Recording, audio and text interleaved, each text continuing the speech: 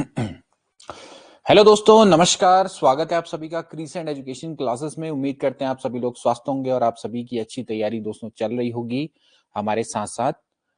आज हम दोस्तों आपके लिए विशेष एमसीक्यू सीरीज लेकर आए हैं, जिसमें हम आपको पेपर वाइज, मतलब बेसिकली फर्स्ट पेपर और सेकंड पेपर, इसमें हम आपको चैप्टर वाइज एमसीक्यू करवाने वाले हैं। और काफी समय के बाद दोस्तों यहाँ पर हम क्रीसेंट एजुकेशन क्लासेस में लाइव क्लास कंडक्ट करवाने जा रहे हैं। तो आज हम दोस्तों आपके लिए रिलेशन और फंक्शन के एमसीक्यू दोस्तों लेकर आए हैं।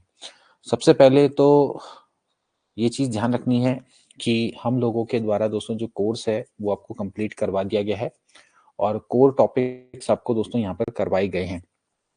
सबसे इम्पोर्टेंट यही है कि आपने जितनी भी जो क्लासेस हैं, हमने जितनी भी क्लासेस आपको करवाई हैं, उन सबको आपने रिवाइज करना है, बार बार उन्हीं को पढ़ना है। क्योंकि अगर आप उनको ही अच्छे से पढ़ लेते हैं तो फिर आप इस एग्जाम में जरूर सफलता प्राप्त करेंगे। अब समय ये आ गया है कि जितनी भी आपने जो क्लासेस पढ़ी हैं, जो भी आपने कॉन्सेप्ट सीखा है, उनका आपने यूज करना सीखना है। जैसे कि हम जो क्वेश्चंस हैं उनको करना दोस्तों सीखेंगे, थोड़ा सा अपनी जो समझ है उसको और डेवलप दोस्तों करेंगे। तो आज हम दोस्तों आपके लिए ये एक डेमो क्लास लेकर आए हैं जो कि रिलेशन एंड फंक्शंस पर आधारित होगी। आज हम आपको रिलेशन फंक्शंस पर आए हुए पीवाईक्यूज करवाएंगे, जो कि पूर्व परीक्षा में दोस्तों आ चुके हैं, खासकर लेक्चरर एग्जाम में और अन्य परीक्षाओं में भी दोस्तों आए हुए ये एमसीक्यू रहने वाले हैं। एक बार दोस्तों थोड़ा सा हम जो सिलेबस है उसको जरा सा देख लेते हैं दोस्तों कि यहाँ पर जो हमारा सिलेबस है उसमें थोड़ा परिवर्तन दोस्तों हुआ है। परीक्षा पैटर्न में परिवर्तन हुआ है। सिलेबस तो वही है, इसमें अब हमारा प्रथम प्रश्न पत्र और द्वितीय प्रश्न पत्र दोस्तों रहने वाला है और प्रश्नों की संख्या 150 मार्क्स की रहेगी दोस्तों यहाँ पर। और जो 3 घंटे का दोस्तों आपको यहाँ पर समय मिलने वाला है प्रत्येक प्रश्न पत्र के लिए। निगेटिव मार्किंग दोस्तों इसमें रहने वाली है। तो अब आपका जो मुख्य परीक्षा है दोस्तों, उसमें एक पेपर ना होकर 2 पेपर होंगे और जो दोनों पेपर हैं वो दोनों बहुविकल्पीय टाइप होंगे, एमसीक्यू टाइप होंगे, जिसमें प्रश्नों की संख्या 150 यहाँ पर रखी गई है और एक प्रश्न 1 मार्क्स का रहेगा और गलत उत्तर देने पर 1/4 अंक दोस्तों आपका कट जाएगा। अगर हम सिलेबस की बात करें तो सिलेबस दोस्तों वही है। सिलेबस पेपर फर्स्ट की बात करें तो इसमें पहले भी रिलेशन फंक्शन था जो कि आज का चैप्टर है हमारा। इसके अलावा सीक्वेंस एंड सीरीज, इसके अलावा लीनियर इनक्वालिटीज, ये आप दोस्तों देख सकते हैं। डिफरेंशियल कैलकुलस है, फिर इंटीग्रल कैलकुलस है, फिर मैट्रिक्स है, वेक्टर एनालिसिस है। ये वही सिलेबस है दोस्तों जिसके बारे में हम पहले भी डिस्कस कर चुके हैं। फिर 2 डायमेंशन कोऑर्डिनेट ज्योमेट्री है, देन उसके बाद सेट थ्योरी दोस्तों रहने वाली है। इसके बाद पेपर सेकंड दोस्तों, इसमें आपको mathematical induction and complex number देखने को मिलेगा। फिर दोस्तों इसके बाद आपका आता है परमुटेशन कॉम्बिनेशन, देन इसके बाद है 3 डायमेंशन ज्योमेट्री, फिर स्टैटिस्टिक्स एंड प्रोबेबिलिटी।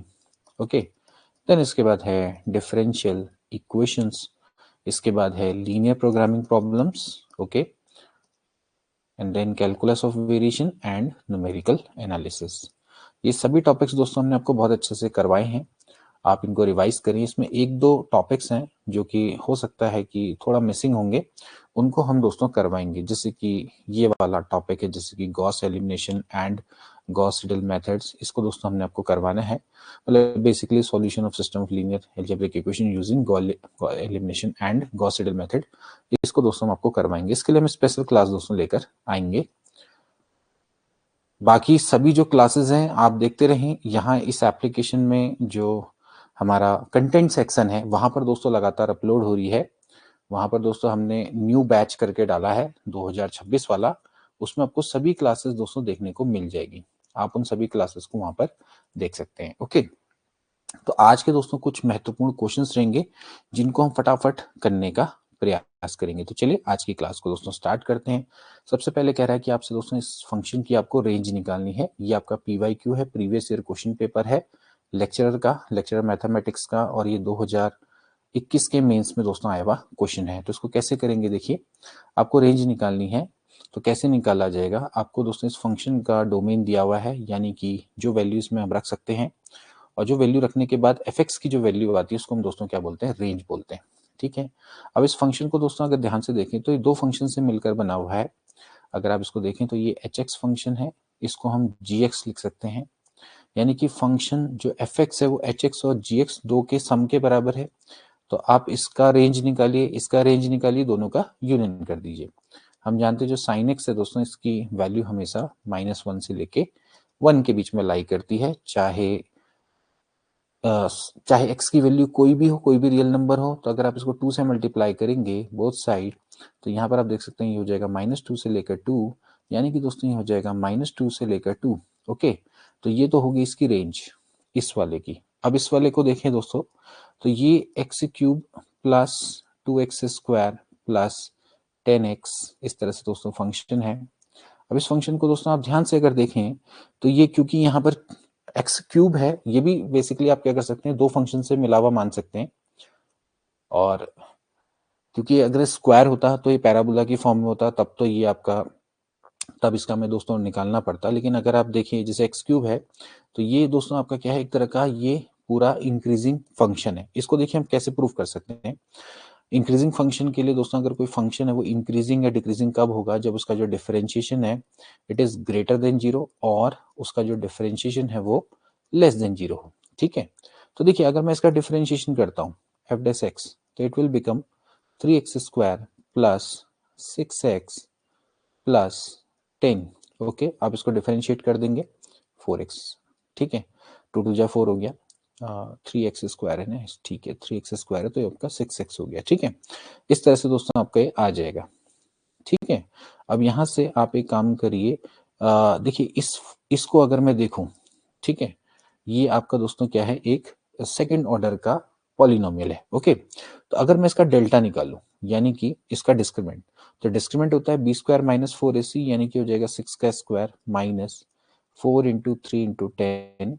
ओके, तो हो जाएगा 36 माइनस 4 या 12 और यानी कि 120। जो भी आ रहा है दोस्तों नेगेटिव आ रहा है, यानी कि इसका जो डिस्क्रिमेंट है दोस्तों नेगेटिव है। अगर दोस्तों कोई भी आपके पास फंक्शन है वो ax square plus bx plus C की फॉर्म में है और उसका डिटरमिनेंट अगर नेगेटिव आता है, तो हमें a को देखना होता है। अगर a पॉजिटिव है, अगर a पॉजिटिव है तो ये जो फंक्शन है पूरा का पूरा क्या होगा, पॉजिटिव होगा। ठीक है, अगर a की वैल्यू नेगेटिव है तो फंक्शन क्या होगा, पूरा का पूरा नेगेटिव होगा फॉर ऑल x। ठीक है, ये आपका कॉन्सेप्ट रहता है। ठीक, तो अभी दोस्तों ये फंक्शन इस तरह की फॉर्म में X square plus B x plus C की फॉर्म में, इसका डिटरमिनेंट नेगेटिव आ रहा है। तो अब हमें देखना है ए क्या है, ए है दोस्तों 3 विच इज पॉजिटिव। तो यानी कि ये जो एफ डैश एक्स है it is always greater than 0 for all values of x. Okay, so F dash x आपका क्या आ गया, ग्रेटर देन 0 आ गया। Okay, so it means that F X is always increasing function. ये आपका एक increasing function है। ठीक है, यानी कि एक्स की वैल्यू बढ़ाने पर इसकी वैल्यू इंक्रीज होती चली जाएगी, एक्स की वैल्यू घटाने पर इसकी वैल्यू डिक्रीज होती चली जाएगी। सो इसकी जो रेंज है वो हो जाएगी -∞ से लेके infinity. Okay, so H x की जो रेंज है वो हो गई -∞ से लेके इंफिनिटी, और जी एक्स की जो रेंज है वो है -2 से लेके 2, दोनों का यूनियन करेंगे तो इट विल बिकम -∞ से लेके infinity. Hence B option will be correct. तो ये दोस्तों आपका एक तरीका है जिसकी मदद से आप दोस्तों इस क्वेश्चन को सॉल्व कर सकते हैं। ठीक है, तो आपने देखा कि इसी क्वेश्चन में मैंने आपको कितने सारे कॉन्सेप्ट्स बताए। ठीक, ये जो मैंने आपको कॉन्सेप्ट बताया इनइक्वालिटी का, it is a very very important concept. Okay, इसको ध्यान रखिएगा कि भैया अगर आपको एक फंक्शन है उसको ये देखना है कि वो इंक्रीजिंग है या डिक्रीजिंग है, तो सबसे पहले आप ये चेक करो कि उसका जो डेरिवेटिव है इट इज ग्रेटर देन 0 और उसका जो डेरिवेटिव है वो लेस देन 0 है। तो अगर F dash x is greater than 0 तो एफ एक्स आपका इंक्रीजिंग फंक्शन होगा, अगर F dash x less than 0 है तो एफ एक्स आपका डिक्रीजिंग फंक्शन होगा। एट द सेम टाइम दोस्तों यहाँ पर जो एफ एक्स का जो नियम है ये भी दोस्तों बहुत इंपॉर्टेंट है कि मान लेते हैं अगर आपके पास कोई क्वाड्रेटिक फंक्शन है, यानी कि X square plus B x plus C की फॉर्म में दोस्तों कोई फंक्शन है, तो अगर इसका डिस्क्रिमिनेंट अगर लेस देन 0 आता है तो दो केसेस हैं। अगर एक ग्रेटर देन 0 होगा तो जो ये एफ एक्स है, अगर ये एफ एक्स है तो it is always greater than 0। ये हमेशा क्या होगा, पॉजिटिव होगा। आप इसमें एक्स की कोई वैल्यू रख दो, इट इज ऑलवेज पॉजिटिव।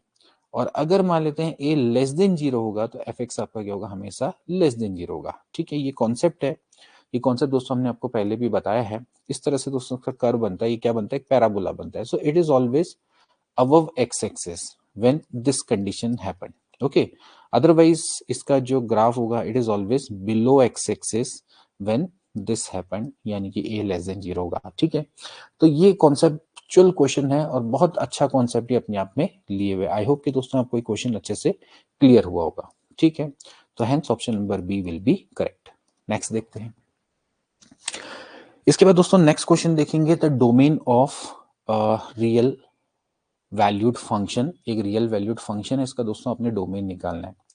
तो अगेन दोस्तों ये दो फंक्शन से मिलकर बना हुआ है, एक एच है और जी है। डोमेन का अर्थ क्या होता है, जो वैल्यूज में रखी जाती हैं, यानी कि the set of all permissible values for which F x exist, या बेसिकली आप कहेंगे the value of x for which F x exist करता है। तो आपने इस केस में एच एक्स का डोमेन निकालना है, जी एक्स का डोमेन निकालना है। इस केस में आप क्या करेंगे, इंटरसेक्शन करेंगे। ध्यान रखना है कि आपको वो वैल्यू निकालनी है जो दोनों को सेटिस्फाई करे। जो दोनों को सेटिस्फाई करने का मतलब यही है कि अब आपको क्या करना है, इनका कॉमन डोमेन निकालने के लिए इंटरसेक्शन करना पड़ेगा। ठीक है, तो अगर मैं सबसे पहले मैं बात करूं पहले वाले की, इस वाले की मैं बात करूं, तो D1 अगर मैं निकालना चाहूँ, देखिए अंडर रूट के अंदर है। अगर अंडर रूट के अंदर है तो ये कभी भी नेगेटिव नहीं हो सकता। So it is always greater than equal to zero. It should be always greater than equal to zero. So इसका मतलब है कि अगर मैं इसको माइनस से मल्टीप्लाई करूंगा तो it will be less than equal to zero, क्योंकि माइनस से मल्टीप्लाई करेंगे साइन रिवर्स हो जाएगा। मॉड एक्स ये हो जाएगा less than equal to two. अब ध्यान रखें दोस्तों, mod x is less than equal to two का अर्थ है कि भैया एक्स की वैल्यू है -2 से लेके 2 के बीच में, यानी कि -2 से लेके 2, ये दोस्तों क्या हो जाएगी, पहला डोमेन D1 हो जाएगा। Okay, so D1 is equal to -2 से लेकर 2 क्लोज इंटरवल। ध्यान रखना है कि जब भी मैं कहता हूँ mod x less than equal to 2, तो एक्स की दो वैल्यू है, एक है x less than equal to 2, एक है -x less than equal to 2, क्योंकि आप जानते हैं दोस्तों मॉड एक्स से दो वैल्यू आएंगी इसकी। ठीक है, तो ये वाला तो ठीक है, इसको माइनस से मल्टीप्लाई करेंगे तो x बन जाएगा ग्रेटर देन -2। अब 1 एंड 2 को जब कंबाइन करेंगे तो ये रिजल्ट आ जाएगा। ठीक है, ध्यान रखिएगा इस चीज का। ठीक, अब दोस्तों हमें दूसरे वाले को देखना है। दूसरे वाले का अगर डोमेन की बात करें तो ये है अंडर रूट में 1 plus mod x. Okay, again क्योंकि ये जो चीज है इसको हमेशा क्या होना चाहिए, नेगेटिव नहीं हो सकती। ठीक है, it should be non negative. तो इसका मतलब है it should be greater than equal to zero. ठीक है, अब हम जानते हैं दोस्तों कि जो मॉड एक्स होता है it is always positive, it is always greater than equal to zero. ज्यादा से ज्यादा इसकी वैल्यू क्या हो जाएगी, जीरो हो जाएगी। तो जब हम बात करेंगे 1 प्लस मॉड एक्स की, तो ये हो जाएगा ग्रेटर देन इक्वल टू 1। आप एक काम करेंगे, दोनों तरफ 1 को ऐड कर देंगे। तो कहने का मतलब है कि एक्स की सभी वैल्यू के लिए ये जो अंदर वाला टर्म है इट इज ऑलवेज जीरो से बड़ा है, या बेसिकली इट इज ऑलवेज 1 से बड़ा है। इसका मतलब है कि this can take all real values, ये सभी रियल वैल्यूज को ले सकता है, चाहे आप नेगेटिव लो चाहे पॉजिटिव लो, इससे कोई फर्क नहीं पड़ता। यानी कि इसके डोमेन में ऑल रियल नंबर परमिजिबल हैं। सो इसका जो डोमेन है यानी कि D2 है वो दोस्तों क्या हो जाएगा, वो हो जाएगा रियल नंबर। ओके, नाउ अब हमें क्या करना है, दोनों का इंटरसेक्शन ले लेना है। तो दोनों का जब हम इंटरसेक्शन लेंगे दोस्तों, तो यहां पर से आपको पता है कि जो रियल नंबर होता है it is a superset of every interval. हर जो इंटरवल है वो इसके अंडर लाई करता है। तो यहाँ पर से इन दोनों में कॉमन क्या आ जाएगा दोस्तों, आ जाएगा -2 से लेकर 2। Hence option number D will be right. ठीक, तो आप इस तरह से ऑप्शन नंबर डी को करेक्ट कर सकते हैं। तो आई होप कि समझ में आएगा कि इसको कैसे निकालना है। चलिए नेक्स्ट क्वेश्चन देखेंगे। अगला क्वेश्चन देखेंगे दोस्तों, बहुत अच्छा प्रश्न है। एक रिलेशन है defined on the set of positive interior. एक रिलेशन है जिसको डिफाइन किया गया on the set of positive interior. x related होगा y के, अगर 2x plus y less than equal to 5 होगा देन रिलेशन r क्या है। इस क्वेश्चन को ध्यान से देखेंगे दोस्तों कि अगर x रिलेटेड विद y है और ये पॉजिटिव इंटीरियर में डिफाइंड हो रहा है, तो देखिए जो रिलेशन है ऑन पॉजिटिव इंटीरियर है, z प्लस पे है। ठीक है, तो ये है दोस्तों। अब z प्लस के एलिमेंट आप जानते हैं दोस्तों कि जो z प्लस के एलिमेंट होंगे 1 2 3 4 5 6 7 8 होंगे। ठीक है, तो अब अगर देखें, सबसे पहली बात है जब मैं रिफ्लेक्सिविटी की बात करता हूँ, जब मैं रिफ्लेक्सिव की बात करता हूँ तो रिफ्लेक्सिव का अर्थ क्या है। रिफ्लेक्सिव का अर्थ सिंपल है कि x है it should be related to x। Okay, यानी कि x कॉमा एक्स भी क्या होना चाहिए, r का एलिमेंट होना चाहिए। ठीक है, सो इसका मतलब यह है कि अगर मैं x को y को x से रिप्लेस कर दूं, तो आप देख सकते हैं दोस्तों कि यहाँ पर 3x is less than equal to 5, यानी कि x की वैल्यू जब लेस देन इक्वल टू 5/3 होगा तभी ये आपका सेटिस्फाई होगा। यानी कि x की वैल्यू लेस देन 5/3 का अगर अर्थ देखें तो भाई 5/3 का मतलब हो गया यानी कि 1, यानी कि a केवल 1 इसको सेटिस्फाई करेगा, ठीक है, यानी कि 1,1 ही इसको सेटिस्फाई कर पाएगा, इसके अलावा कोई नहीं सेटिस्फाई करेगा। जैसे मान लेते हैं मैं 2,2 रखूंगा तो वो इसको सेटिस्फाई नहीं करेगा, it is not the element of R. तो 1 is related to 1 only. Now even अगर मैं 2 रखूंगा तो आप देख सकते हैं यहाँ पर 2 इंटू 2 प्लस 2 है जो कि आता है 6, which is not less than equal to 5। So इसका मतलब ये है कि रिफ्लेक्सिव होने के लिए एक कंडीशन है कि x की value less than equal to 5/3 होना चाहिए, जबकि यहाँ पर आपके सारे इंटीजर को सेटिस्फाई करना चाहिए था इसको। तो सारे इंटीजर इसको सेटिस्फाई नहीं कर रहे हैं। अगर सारे इंटीजर इसको सेटिस्फाई नहीं कर रहे हैं तो फिर इसका मतलब ये है कि ये रिफ्लेक्सिव नहीं है। दूसरी अगर मैं बात करूं सिमेट्रिक, सिमेट्रिक की मैं बात करूं तो सिमेट्रिक का अर्थ यह है कि if x is related to y then y is also related with x। Okay, x अगर y से रिलेटेड है तो y भी x से रिलेटेड होना चाहिए, ठीक है।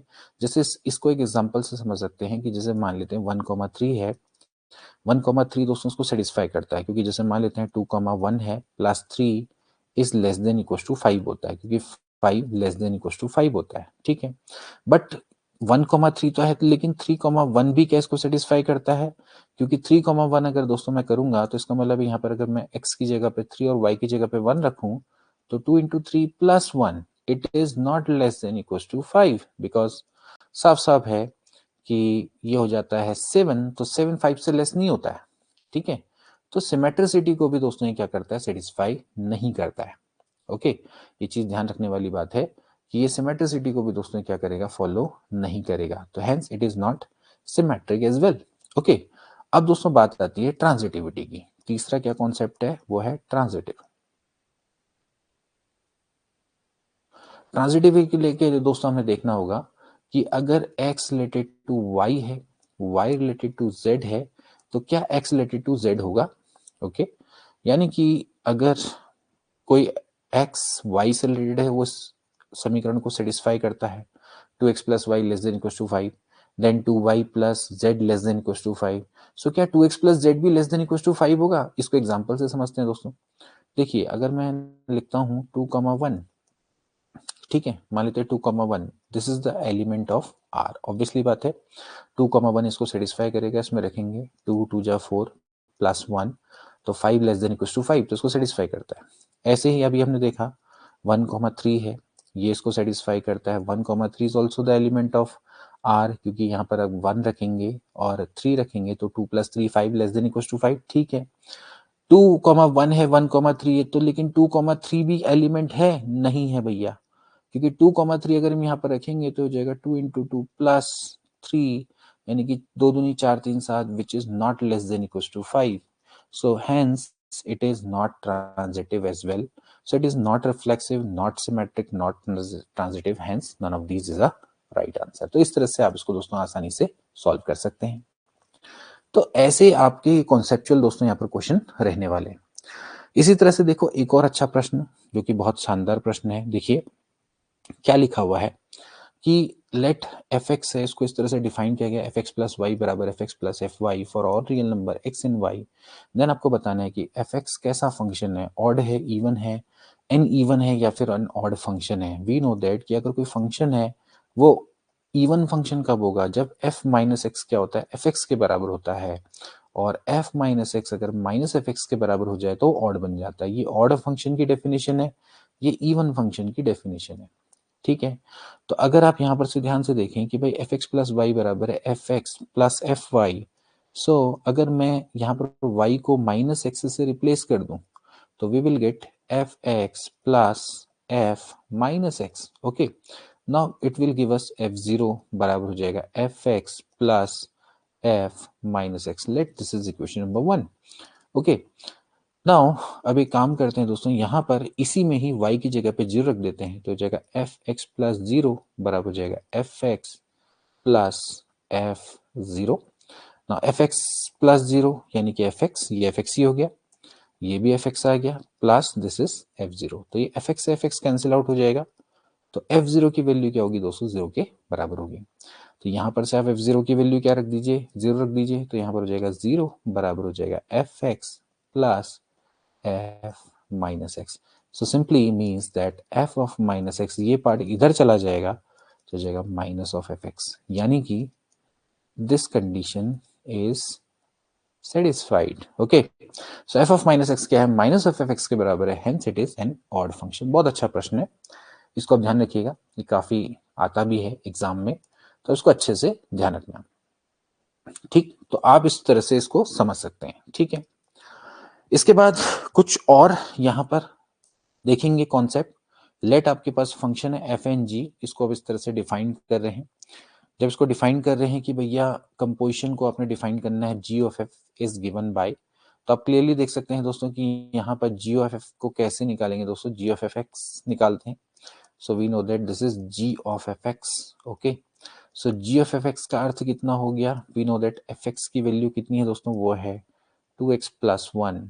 नाउ जी 2x प्लस 1 यानी कि हो जाता है दोस्तों यहाँ पर 2x प्लस 1 को दोस्तों कुछ देर के लिए मैं y मान लूं तो यहाँ पर से g ऑफ y कितना हो जाएगा, y स्क्वायर माइनस 2 हो जाएगा। So that will be 2x plus 1 का होल स्क्वायर माइनस 2, यानी कि 4x square plus 1 plus 4x minus 2, so हो जाएगा 4x square plus 4x minus 1। Hence option number A will be right. इस तरह से आप इसको बना लेंगे।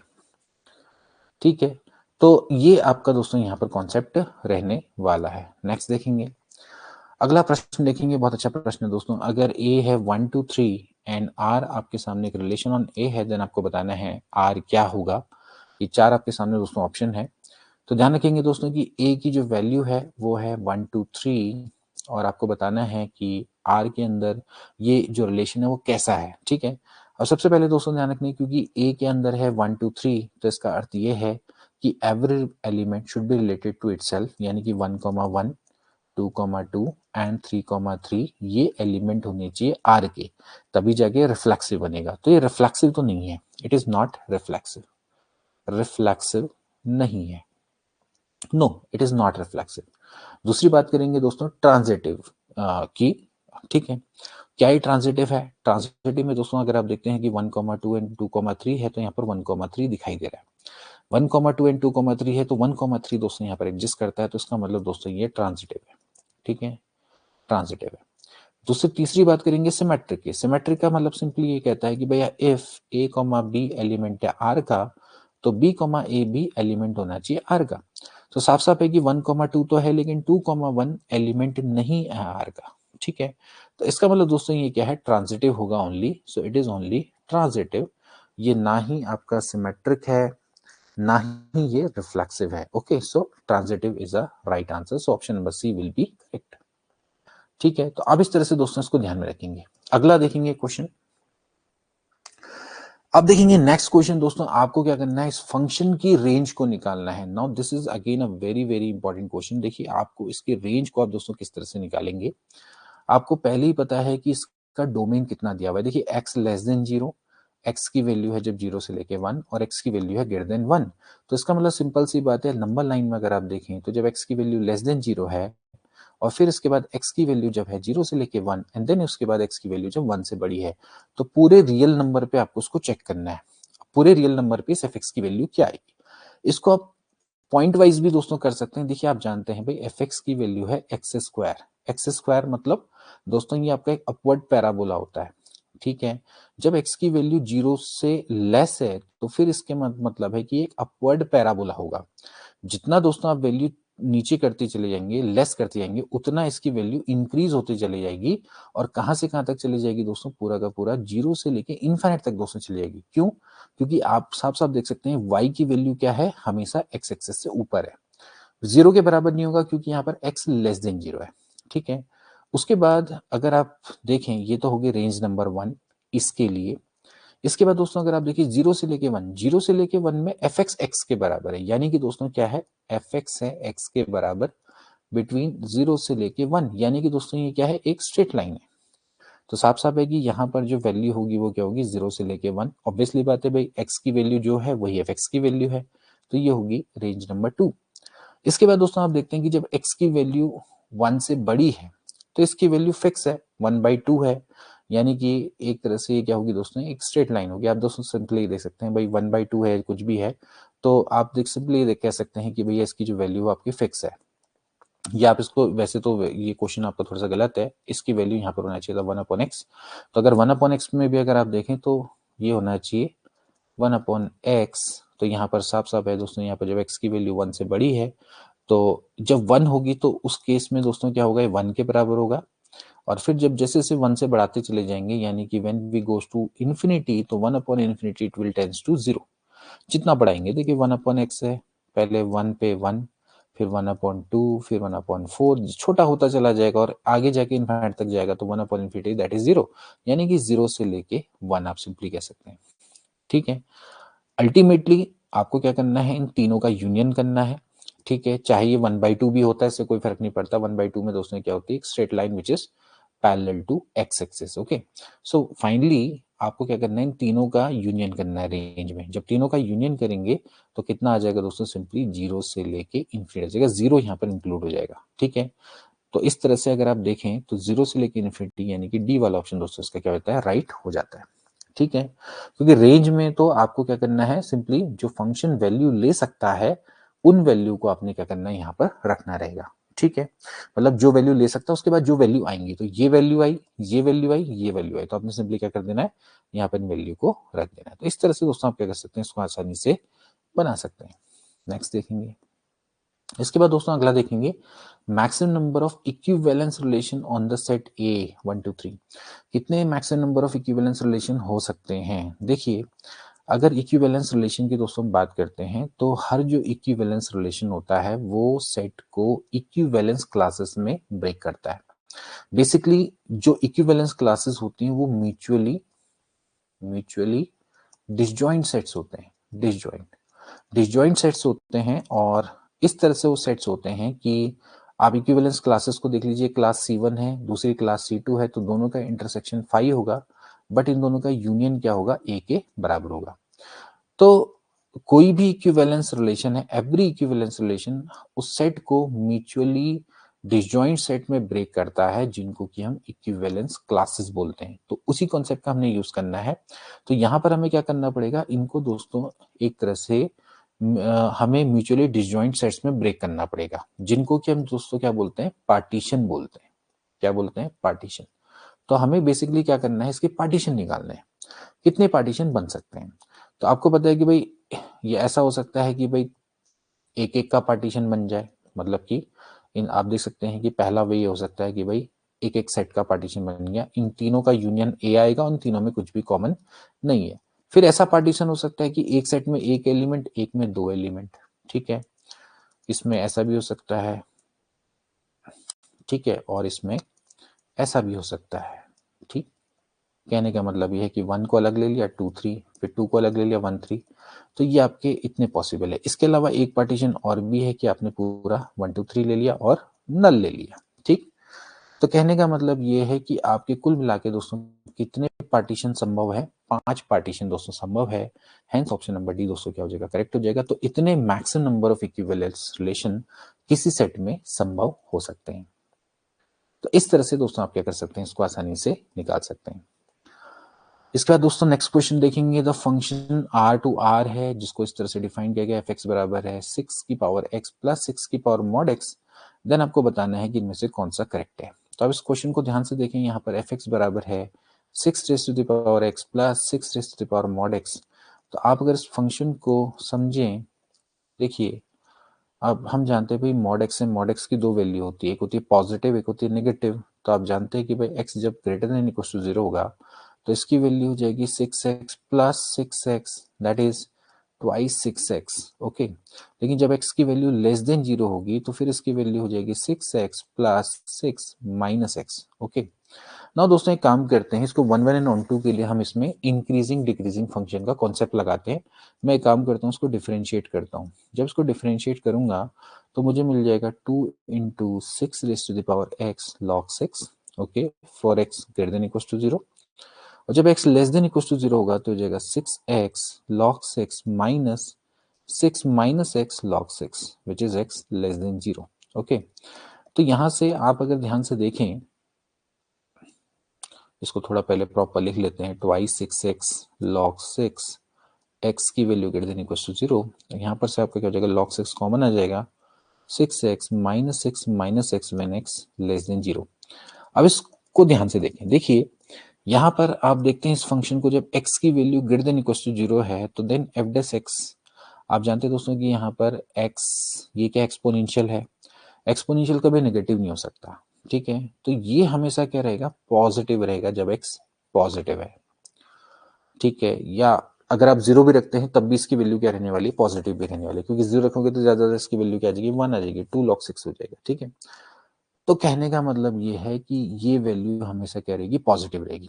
ऑन दी अदर हैंड अगर x लेस देन 0 है, यानी कि जब x greater than equal to 0 है तो फंक्शन हमेशा क्या है, इंक्रीजिंग है, और जब आपका x लेस देन 0 है, जब x क्या है, लेस देन 0 नेगेटिव है, तो इस केस में आप इसको देखें log 6, आप देखें 6x माइनस एक्स है, तो इट विल बिकम नेगेटिव। देखिए कैसे, एग्जांपल से देख लेते हैं, जैसे कि x की वैल्यू मान लेते हैं -1 है, तो फिर इस केस में हो जाएगा log 6 हो जाएगा 6 की पावर 1 माइनस में 6 की पावर माइनस माइनस का 1, यानी कि log 6 1/6 माइनस एक्स, ऑब्वियसली बात है विच इज नेगेटिव, क्योंकि 6 की पावर -1 हो जाएगा माइनस 6 की पावर माइनस माइनस का +1, तो यानी कि साफ साफ है कि ये जो है इससे छोटा होगा, 6 की पावर -6 बड़ा होगा, ठीक है, तो ये नेगेटिव होगा। तो इसका मतलब ये है कि ओवरऑल ये फंक्शन जब x की वैल्यू पॉजिटिव है तो ये इंक्रीजिंग है, और जब x की वैल्यू नेगेटिव है तो ये डिक्रीजिंग है, ठीक है। तो ये इस तरह से है कि भैया आप ये मान के चलो कि जब x की वैल्यू पॉजिटिव है तो ये इंक्रीज कर रहा है, और जब x की वैल्यू नेगेटिव है तो ये डिक्रीज कर रहा है, ठीक है, ये आपका डिक्रीज कर रहा है। तो अगर ये डिक्रीज कर रहा है तो इसका मतलब साफ साफ है कि जो फंक्शन है ना ही इंक्रीजिंग है ना ही डिक्रीजिंग है for all real number, hence it can not B 1 1। सो ये मैनी वन फंक्शन है, मैनी वन फंक्शन। किसी फंक्शन को 1 1 होने के लिए उसको आइदर इंक्रीजिंग या डिक्रीजिंग होना चाहिए, ठीक है, लेकिन ये फंक्शन ना ही इंक्रीजिंग है ना ही डिक्रीजिंग है, तो ऐसे में ये फंक्शन मैनी वन फंक्शन है। अब बात आती है कि क्या ये ऑनटू है, ऑनटू के लिए इसकी जो रेंज है, इसकी रेंज है वो रियल नंबर के बराबर होनी चाहिए। अब अगर मैं दोस्तों इसकी बात करूं, देखिए क्या है, 6 की पावर x, आपको यहीं से पता लग जाएगा, आप इसमें x की कोई भी वैल्यू रख दो, x की कोई भी वैल्यू रख दो, ये कभी भी नेगेटिव नहीं हो सकता, क्योंकि ये एक्सपोनेंशियल फंक्शन है। तो ऑब्वियसली बात है कि जो इसकी जो रेंज है वो रियल नंबर नहीं हो सकती कभी भी, वो रियल नंबर का सबसेट ही होगी, ये हमेशा पॉजिटिव ही रहने वाला है, इसकी value it is always greater than equal to 0, मतलब सिंपल सी बात है, F X is always greater than 0, आप इसको मान के चलो, तो it can not be onto as well, ठीक है। आप चाहे तो उसको निकाल भी सकते हैं, देखिए जैसे 6x है प्लस, अगर मैं x को पॉजिटिव मानूं, जब मान लेते हैं x पॉजिटिव है, तो उस केस में हो जाएगा 6x, तो हो जाएगा ट्वाइस 6x, ओके। तो यहाँ पर आप जानते हैं कि x की मिनिमम वैल्यू क्या हो सकती है, 0 रख दी तो यहाँ पर आ जाएगा 2, तो यानी कि it is always greater than equal to 2, ठीक है। वही दूसरा केस देखते हैं, x लेस देन 0, मान लेते हैं x नेगेटिव है, तो हो जाएगा 6x प्लस, ये हो जाएगा 6 की पावर माइनस एक्स, ना हो जाएगा 6x प्लस 1/6 की power x। Now we know that कि एक पॉजिटिव नंबर के रेसिप्रोकल का सम भी हमेशा क्या होता है, ग्रेटर देन इक्वल टू 2 होता है। तो अल्टीमेटली इसकी जो रेंज है वो आएगी 2 से लेके इन्फिनिटी, तो जो कि सबसेट है रियल नंबर का, जो कि सबसेट है रियल नंबर का, सॉरी यहाँ पर subset is, it is a subset of real number, so because it is a subset of real number, hence ये ऑनटू नहीं हो सकता। ऑनटू सिंपली होता है कि जो रेंज है वो आर के बराबर होनी चाहिए, तो this is many one and into, so D option will be right. इसके बाद नेक्स्ट क्वेश्चन देखेंगे, आपको बताना है कि which of the following function is surjective. Surjective का मतलब है कि कौन सा दोस्तों ऑनटू है, तो ऑनटू का मतलब दोस्तों यही है कि हर, आप ये मान के चलिए कि एक सेट ए है एक सेट बी है, तो यहाँ के हर एलिमेंट की अगर प्री इमेज एग्जिस्ट करती है तो फिर उसको दोस्तों हम क्या बोलते हैं, ऑनटू बोलते हैं, ठीक है। जैसे कि यहाँ पर अब बात करें एफ एक्स बराबर है एक्स स्क्वायर, जब एफ एक्स बराबर एक्स स्क्वायर जितने भी आप रियल नंबर दोस्तों यहाँ पर रखेंगे तो होगा क्या कि दोस्तों यहाँ पर तो रियल नंबर है, यहाँ पर रियल नंबर है, लेकिन जो फंक्शन है वो बेसिकली आपका क्या एक्स स्क्वायर है, तो वो होगा क्या कि जितने भी नेगेटिव नंबर है उनको पॉजिटिव करेगा, जैसे कि -1 है वो यहाँ पर 1 पे मैप होगा, 0 है तो 0 पे मैप होगा, 2 है तो 4 पे मैप होगा, ठीक है, 3 है तो 9 पे मैप होगा। तो जो बाकी के रियल नंबर्स हैं, लाइक जैसे -1 है, -2 है, यहाँ पर 3 है, ठीक है, मतलब या मान के चलो कि -1 है, -2 है, या फिर -4 है, तो इनके लिए कोई भी यहाँ पर एग्जिस्ट नहीं करता है, ठीक है। इनके लिए कुछ भी यहाँ पर कोई भी एलिमेंट एग्जिस्ट नहीं करता है, मतलब बेसिकली जो नेगेटिव नंबर्स हैं उनके लिए कुछ भी यहाँ पर एग्जिस्ट नहीं करता है, ठीक है। मतलब अगर अब मैं मान के चलूं कि रियल नंबर में जो नेगेटिव रियल नंबर है, लाइक जैसे -2 है, it is the element of R, so there is no X exist such that कि आपका f ऑफ x बराबर -2 आ जाए, तो it is not possible, so this is not on to.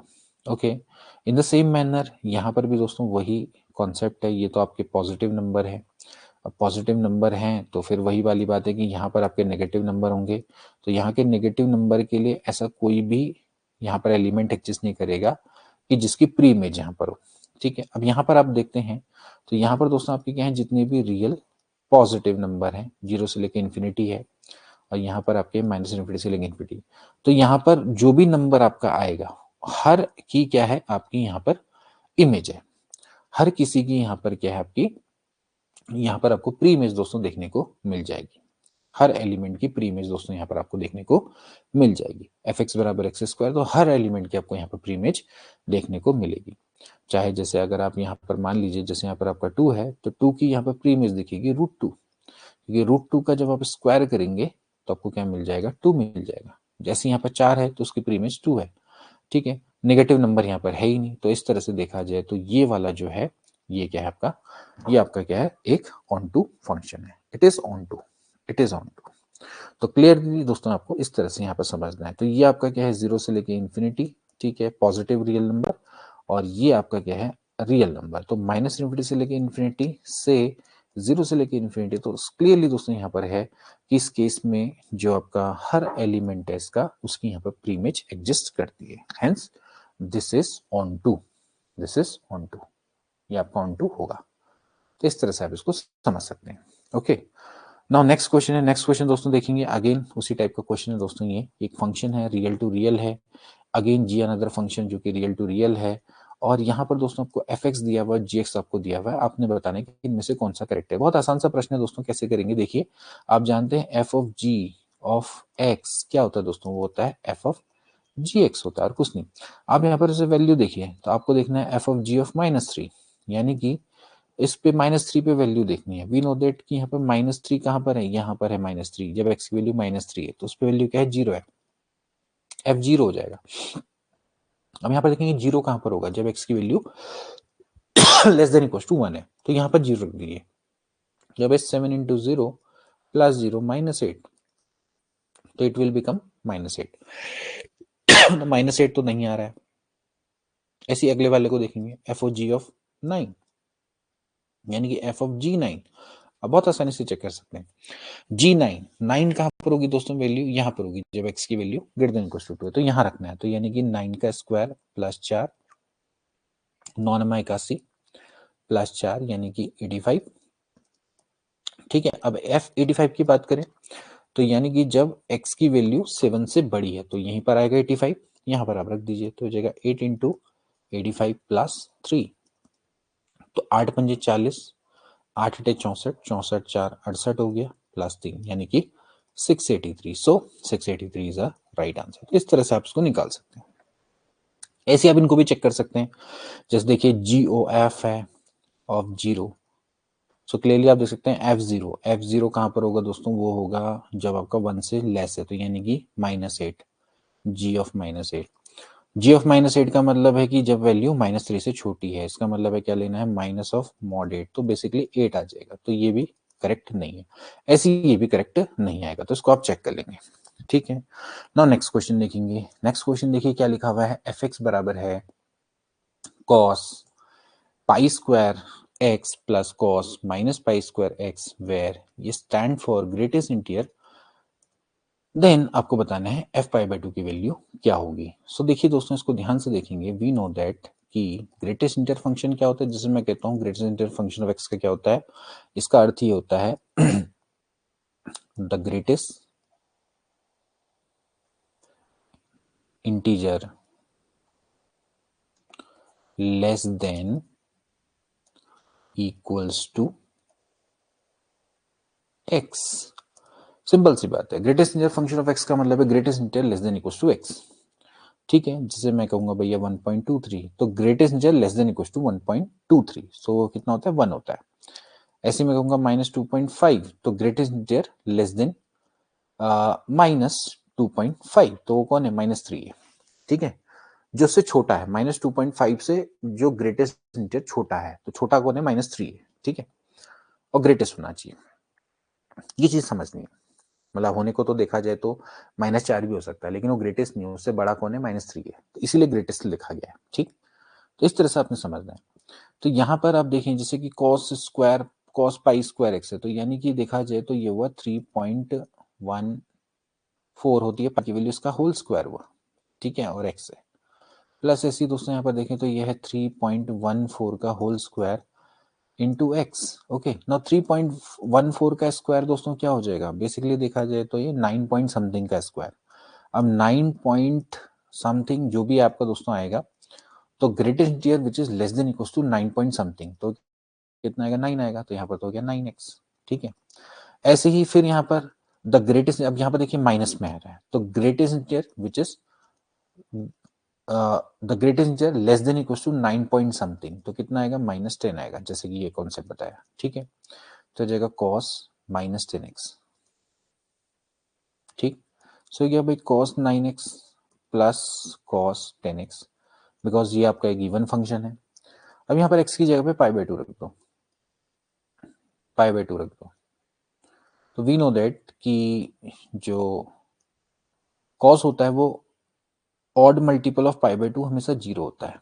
यहां पर से कितना बच जाएगा 5 पाई, cos 5 पाई का अर्थ कितना हो गया cos 4 पाई प्लस पाई, दो चक्कर मारो यानी कि cos पाई, तो which is equal to -1, hence -1 is the right answer. ठीक, तो अब इस तरह से इसको बना लेंगे। सभी दोस्तों आपके PYQs प्रवक्ता परीक्षा में पूछे गए हैं। ऐसे देखेंगे नेक्स्ट क्वेश्चन। देखिए नेक्स्ट क्वेश्चन है टोटल नंबर ऑफ फंक्शन, आपको बताने की यहाँ से यहाँ कितने फंक्शन बन सकते हैं। नाउ वी नो दैट 1 2 3 से लेकर आपके m है फंक्शन, और यहाँ पर है 1 2 3 से लेकर n, तो आपको बताने की कितने फंक्शन बन सकते हैं फ्रॉम a टू b। अब देखिए कितने फंक्शन बन सकते हैं, देखिए हर एलिमेंट को देखो a के, हर किसी के पास कितनी चॉइस है दोस्तों, n चॉइस है, तो एक के पास कितनी चॉइस है n, ऐसी दो के पास भी कितनी चॉइस है n, ऐसी 3 के पास भी कितनी चॉइस है n। ओके, तो टोटल मिला के m एलिमेंट्स है, तो क्या हो जाएगा m टाइम्स, मतलब n को मल्टीप्लाई करना है m टाइम्स, यानी कि n की पावर m, सो n की power m is the right answer, so option number D will be correct. ठीक है, बहुत अच्छा प्रश्न है, इसको ध्यान रखिए। नेक्स्ट देखेंगे आपको दोस्तों क्या करना है, आपको डोमेन निकालना है इस फंक्शन का। बहुत अच्छा दोस्तों प्रश्न है। ठीक है, आपको क्या करना है, इस फंक्शन का दोस्तों डोमेन निकालना है कि इसका डोमेन क्या होगा। तो देख सकते हैं दोस्तों कि यहाँ पर आपके सामने फंक्शन है वो कि साइन इनवर्स के अंदर है। नाउ वी नो दैट जैसे कि साइन इनवर्स x है, तो इस केस में अगर इसके डोमेन की बात करें इस फंक्शन की, तो जो x होता है अगर साइन इनवर्स x है, तो it is always lying between -1 से लेके 1, ये -1 से लेके 1 के बीच में लाई करता है। ओके, तो ऐसे ही जैसे sine inverse log 3 base x/3 है दोस्तों, यहां पर भी ये भी क्या करेगा दोस्तों, किसके बीच में लाई करेगा, ये भी -1 से लेके 1 के बीच में लाई करेगा। ओके, नाउ अब दोस्तों log है, we know that log a base b बराबर अगर n है, तो b बराबर होता है a की पावर n, कॉन्सेप्ट ये होता है। तो यहां से दोस्तों क्या हो जाएगा x/3, यहां से log 3 है, तो 3 की पावर -1, 3 की पावर दोस्तों क्या हो जाएगा 1 हो जाएगा। ठीक है, सो 1/3 x/3, 3, अब 3 से मल्टीप्लाई कर देंगे तो हो जाएगा 1, और यहां पर हो जाएगा 9। ठीक है, यानी कि क्लोज इंटरवल 1 से लेकर 9, so D option will be right. ठीक है, तो आप इस तरह से इस क्वेश्चन को बड़ी आसानी से सॉल्व कर सकते हैं। ठीक है, तो ऐसे आपको दोस्तों वहां पर क्वेश्चंस देखने को मिलेंगे। ये सभी दोस्तों आपके PYQs हैं जिनको आप ध्यान रखेंगे, और बहुत अच्छे दोस्तों ये क्वेश्चंस रहने वाले हैं। चलिए नेक्स्ट देखेंगे।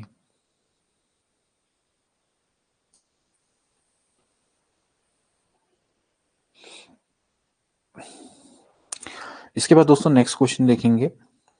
देखिए नेक्स्ट क्वेश्चन है कि the function F from the set of natural number, इसको आपने इस तरह से डिफाइन किया है एफ को, अगर n की वैल्यू ऑड है तो उसकी वैल्यू होती है n minus one by two, और माइनस n बाई टू होती है जब n क्या होता है, इवन होता है। ठीक है, तो आप इस क्वेश्चन को इस तरह से करेंगे।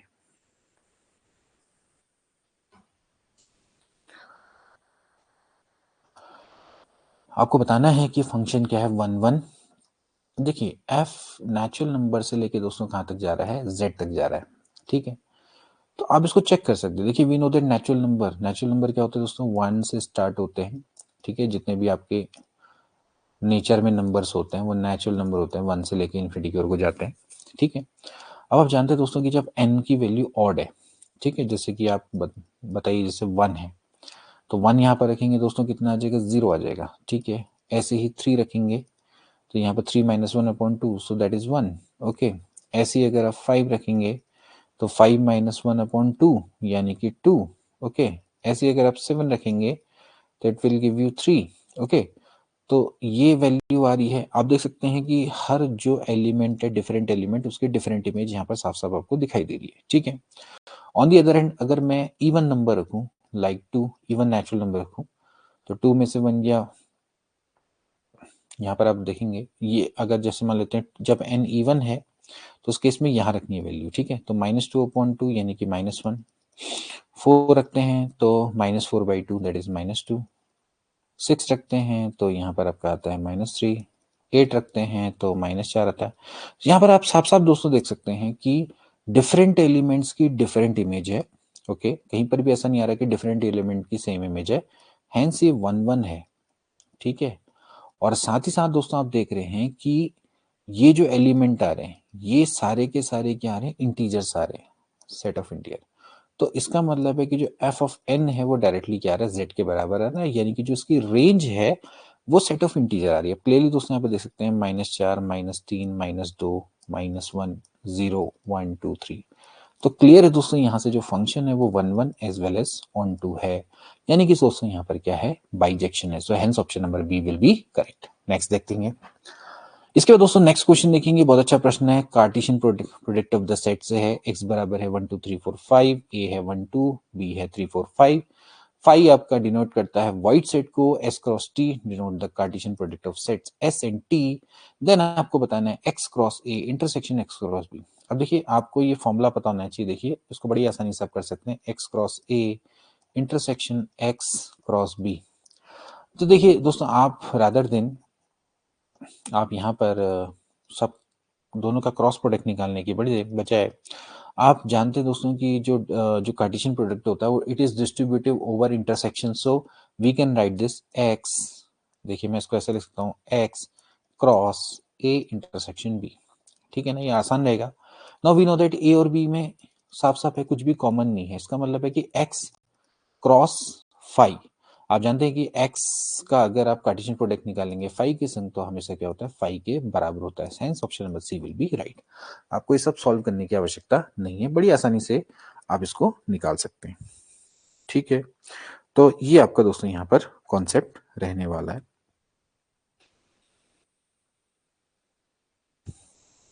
चलिए नेक्स्ट देखेंगे।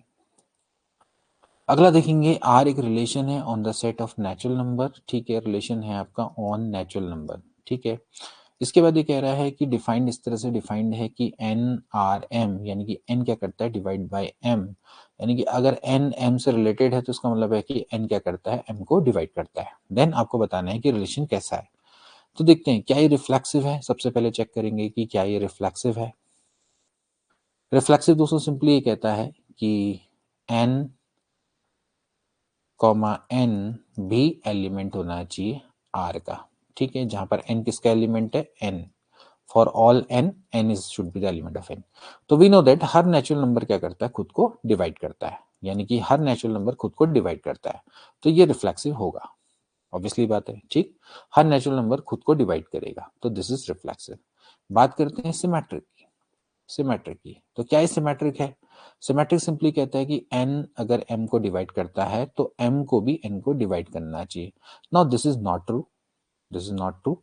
इसका मतलब है कि 2 अगर 4 को डिवाइड करता है बट 4 2 को डिवाइड नहीं करता है, ठीक है ना। 2 4 को डिवाइड करेगा लेकिन 4 2 को डिवाइड नहीं करेगा, तो सिमेट्रिक नहीं है। तीसरी बात करेंगे दोस्तों ट्रांजिटिविटी की।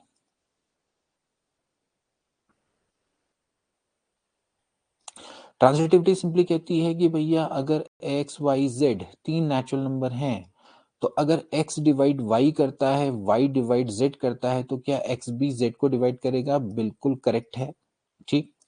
क्योंकि अगर दोस्तों x डिवाइड करता है y को, यानी कि y बट्टे x बराबर कोई लैम्डा 1 आएगा, यानी कि y can be written as lambda 1x। ओके, इस तरह से z को y डिवाइड करता है, यानी कि z बट्टे y बराबर कुछ लैम्डा 2 आएगा, यानी कि z बराबर हो जाएगा y लैम्डा 2। ओके, तो यहाँ से आप क्या कर सकते हैं, y की जो वैल्यू है वो यहाँ पर से रख सकते हैं।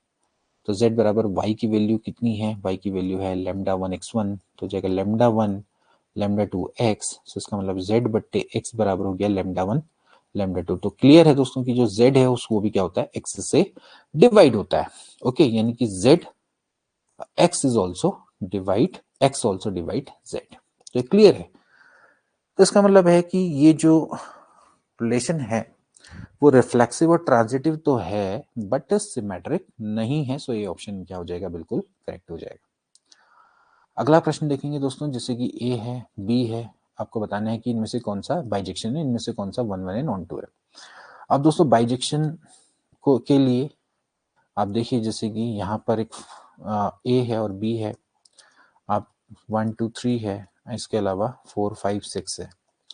अब क्लियर है दोस्तों, 2 4 2 5 2 6, यानी कि जो 2 है वो 4 से भी 5 से भी 6 से भी जुड़ा हुआ है, यानी कि एक ही एलिमेंट की डिफरेंट डिफरेंट इमेजेस हैं। तो जब एक ही एलिमेंट की डिफरेंट डिफरेंट इमेजेस हैं तो साफ है कि दोस्तों यहाँ पर ये मैनी वन फंक्शन है। तो मैनी वन है तो बाइजेक्टिव नहीं हो सकता, तो पहला वाला तो रिजेक्ट हो गया, ठीक है। अब बात करेंगे दूसरे वाले की। दूसरे वाले की 1 5 से जुड़ा हुआ है, 2 4 से जुड़ा हुआ है और 3 6 से जुड़ा हुआ है। तो आप साफ साफ देख सकते हैं डिफरेंट एलिमेंट की डिफरेंट इमेज है और यहाँ के जो एलिमेंट है उन सभी की अपनी प्री इमेज है। इसका मतलब है कि ये आपका बाइजेक्शन है।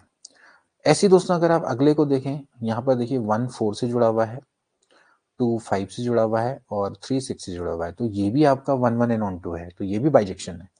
तो इसका मतलब है कि इसका ऑप्शन डी करेक्ट हो जाएगा, more than one of the above are bijective. ठीक है, ये दोनों के दोनों आपके बाइजेक्टिव हो जाएंगे। ठीक है, तो आप इस तरह से इसको बना सकते हैं। नेक्स्ट देखेंगे, इसका अगला प्रश्न देखेंगे दोस्तों, एफ, ये देखिए दोस्तों यहाँ पे 2 पाई रहा होगा, 0 से लेकर 2 पाई है और आर तक जा रहा है। आपको बताना है कि एफ एक्स बराबर साइन एक्स है, देन एफ एक्स इज, आपको बताना है फंक्शन कैसा है। तो दोस्तों यहाँ पर एक चीज ध्यान रखना है कि दोस्तों जैसे कि 0 से लेकर 2 पाई है और आर है, तो we know that F X बराबर, अगर साइन एक्स की मैं बात करूं तो क्या 0 से लेकर 2 पाई रखने पे sine X will give you real number? No, not at all. We know that sine X की जो वैल्यू है वो तो -1 से लेके 1 के बीच में लाई करती है। तो इसकी जो रेंज है दोस्तों वो तो -1 से लेके 1 है, तो रेंज यहाँ पर तो कोडोमेन के बराबर नहीं है। साफ साफ है, it is a subset of real number. तो ये ऑनटू तो नहीं हो सकता, ये क्या है, इनटू फंक्शन है। ठीक है, ये आपका इनटू फंक्शन है। इसके बाद अगला है कि 0 से लेके 2 पाई के बीच में क्या ये फंक्शन 1 1 है?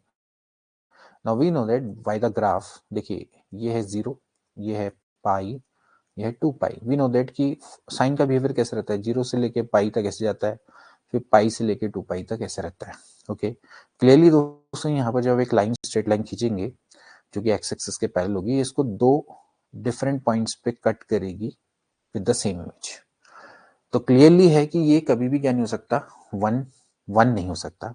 यहाँ पर जैसे मान लेते हैं वैल्यू है π/4 और 3π/4, इन दोनों पे वैल्यू क्या है, साइन की सेम है, दैट इज 1/√2।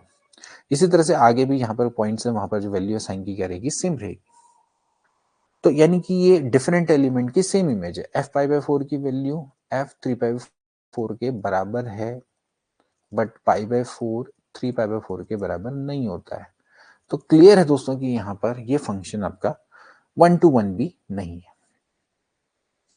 ठीक है, तो ना ही ये 1 है, ना ही ये ऑन टू है, so none of the above is a right answer. Okay, next देखेंगे। इसके बाद देखिए नेक्स्ट क्वेश्चन है दोस्तों, आपको क्या करना है, इस फंक्शन का डोमेन निकालना है। Now it is very very important. देखिए मैंने आपको बताया कि फंक्शन है, डोमेन का अर्थ क्या है, एक्स की वो वैल्यू जिसके लिए एफ एक्स एग्जिस्ट करता है। ठीक है, अब आप अगर इसको ध्यान से देखें दोस्तों, ये आपका क्या है दोस्तों, पॉलिनोमियल है। ये आपका बेसिकली ऊपर ही पॉलिनोमियल है, नीचे पॉलिनोमियल है। तो ये आपको पता है कि ऊपर देखा जाए तो आप सारे रियल नंबर रख सकते हैं, लेकिन यहां कुछ ऐसी वैल्यूज होंगी जिसके लिए 0 हो जाएगा, तो उस केस में एफ एक्स क्या होगा, एग्जिस्ट नहीं करेगा। तो अब आपको जब इसका डोमेन निकालना है तो आपको वो वैल्यू निकालनी है जिनके लिए 0 हो जाए, और उन वैल्यू को आपने रियल नंबर से एक्सक्लूड कर देना है। ठीक है, तो देखिए इसको किस तरह से निकालेंगे। ये हो जाएगा यहाँ पर से, ऊपर वाला तो आप जानते हैं दोस्तों, it will take all real values. नीचे अगर आप देखें तो X square minus X minus 6 है, तो आप देखेंगे 0 कब होता है, ये 0 होता है एक्स स्क्वायर। अब देखिए 3 2 6 है, तो 3x प्लस 2x माइनस 6 बराबर 0। देखिए भैया x x minus 3 plus 2 minus 2,3, यानी कि माइनस 2,3 ऐसी वैल्यूज हैं जिसपे ये जो है डिफाइन नहीं है। ओके, तो सारे रियल नंबर पे डिफाइंड है एक्सेप्ट -3,2, यही इसका क्या है, डोमेन है। तो यानी कि सी वाला ऑप्शन दोस्तों यहाँ पर क्या हो जाएगा, बिल्कुल करेक्ट हो जाएगा। सॉरी, ए वाला ऑप्शन दोस्तों राइट हो जाएगा, -2,3 सॉरी -2,3। सो ए ऑप्शन दोस्तों क्या हो जाएगा, बिल्कुल राइट हो जाएगा। तो बहुत आसान सा तरीका है, आपको सिंपली देखना है कि नीचे देखिए, ऊपर तो पॉलिनोमियल है, पॉलिनोमियल में आप सारे रियल नंबर रख सकते हैं। अब नीचे वाले जो पॉलिनोमियल है, बस उसको चेक करना पड़ेगा कि किसमें आपका 0 होता है, उनको आप हटा दीजिए, उन वैल्यूज को, क्योंकि वहां पर एफ एक्स डिफाइन नहीं होगा। तो एक तरीका तो दोस्तों ये है। दूसरा तरीका दोस्तों क्या होता है कि जनरली हम क्या करते हैं, इन दोनों का D1 निकालते हैं, दोनों का डोमेन निकालते हैं, उसके बाद हम दोनों क्या करते हैं, दोनों का इंटरसेक्शन कर लेते हैं, एक्सेप्ट वो वैल्यूज जिसके लिए क्या हो जाए, जिसके लिए ये वाला जो पार्ट है वो 0 हो जाए। ठीक है, नीचे वाला 0 हो जाए। तो ये भी दोस्तों वही कॉन्सेप्ट है, आपने क्या करना है, D1 इंटरसेक्शन D2 करना है, एक्सेप्ट दोज वैल्यू जिसके लिए क्या हो जाए, 0 हो जाए। तो ये भी दोस्तों आपका सेम कॉन्सेप्ट पर ही आधारित है। आपने क्या करना है, ऊपर वाले का डोमेन निकालना है, नीचे वाले का डोमेन निकालना है, और आपने इसके डोमेन में से वो वैल्यू निकाल देनी है जिनके लिए क्या हो जाता है, 0 हो जाता है। ठीक है, तो आपको पता है वो वैल्यूज कौन सी है, -2,3। तो जब आप ऊपर वाले का डोमेन निकालेंगे वो भी रियल नंबर होगा, नीचे वाले का डोमेन निकालेंगे वो भी रियल नंबर होगा, एक्सेप्ट दोज वैल्यू जिसके लिए क्या होता है, 0 हो जाता है। तो वो कौन सी वैल्यू है, 2,3। अब इन दोनों का क्या करेंगे, इंटरसेक्शन करेंगे, तो ऑब्वियसली बात है वो यही आएगा, यानी कि r माइनस ये हो जाएगा -2,3। तो इस तरह से आप इसको करते हैं। ठीक है, तो बहुत अच्छा कॉन्सेप्ट है। अगला क्वेश्चन देखेंगे दोस्तों, एक रिलेशन है जो कि नेचुरल नंबर पे डिफाइंड है, और रिलेशन इस तरह से है कि कोई भी ए बी है वो आर का एलिमेंट कब होगा, जब A greater than equal to B होगा। ठीक है, जहां पर ए और बी दोनों के दोनों नेचुरल नंबर है। ठीक है, आपको बताना है कि रिलेशन कैसा है। सबसे पहले देखो, क्या ये रिफ्लेक्सिव है। रिफ्लेक्सिव की डिमांड ये है कि अगर ए कोई नेचुरल नंबर है तो ए कॉमा ए भी एलिमेंट होना चाहिए आर का। For all natural number A comma A element होना चाहिए आर का।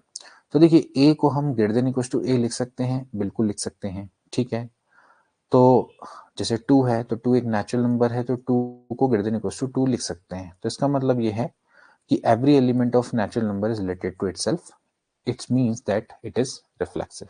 ये रिफ्लेक्सिव तो है। ठीक है, दूसरी बात करेंगे, क्या ये सिमेट्रिक है।